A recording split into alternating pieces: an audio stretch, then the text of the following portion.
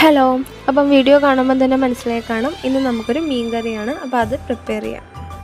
പങ്കട മീൻ കിട്ടിയിട്ടുണ്ട്. അപ്പോൾ അത് നമുക്ക് വറുത്തരയ്ക്കാം. അതിനായിട്ട് തേങ്ങ, പുളി, കുരുമുളക്, കൊച്ചുള്ളി ഇതെല്ലാം കൂടി ഒന്ന് വറുക്കാം. തേങ്ങ ബ്രൗൺ കളറായിട്ട് വരുമ്പോൾ അതിലേക്ക് മഞ്ഞൾപ്പൊടി ചേർക്കുക. ശേഷം കാശ്മീരി മുളക് പൊടിയും സാദാ മുളക് പൊടിയും ചേർക്കുന്നു. തീ ലോ ഫ്ലെയിമിലിട്ട് നന്നായി ഇളക്കി കൊടുത്തതിന് ശേഷം പച്ച മല്ലിപ്പൊടി ചേർക്കുന്നു. തേങ്ങ നന്നായി മൂത്ത് കഴിഞ്ഞാൽ ഫ്ലെയിം ഓഫാക്കി മാറ്റി വെച്ച് കുറച്ച് നേരം കൂടി ഇളക്കാവുന്നതാണ്. തേങ്ങ നന്നായി ആറിക്കഴിഞ്ഞാൽ ഇതൊന്ന് അരച്ചെടുക്കാം. കഴുകി വൃത്തിയാക്കി മാറ്റി വെച്ചിരിക്കുന്ന മീൻ കഷ്ണങ്ങളിലേക്ക് എരിവിന് ആവശ്യമായ മുളക് ചേർക്കാം. ഞങ്ങൾ ഉണ്ടമുളകാണ് ചേർത്തിരിക്കുന്നത്. പച്ചമുളക് ആവശ്യമുള്ളവർക്ക് അത് ചേർക്കാം. ശേഷം ഒരു തക്കാളിയും മുരിങ്ങയ്ക്കയും ചേർക്കുന്നുണ്ട്. മുരിങ്ങയ്ക്ക ഓപ്ഷണലാണ്, ഇതില്ലെങ്കിൽ മാങ്ങയും ചേർക്കാം.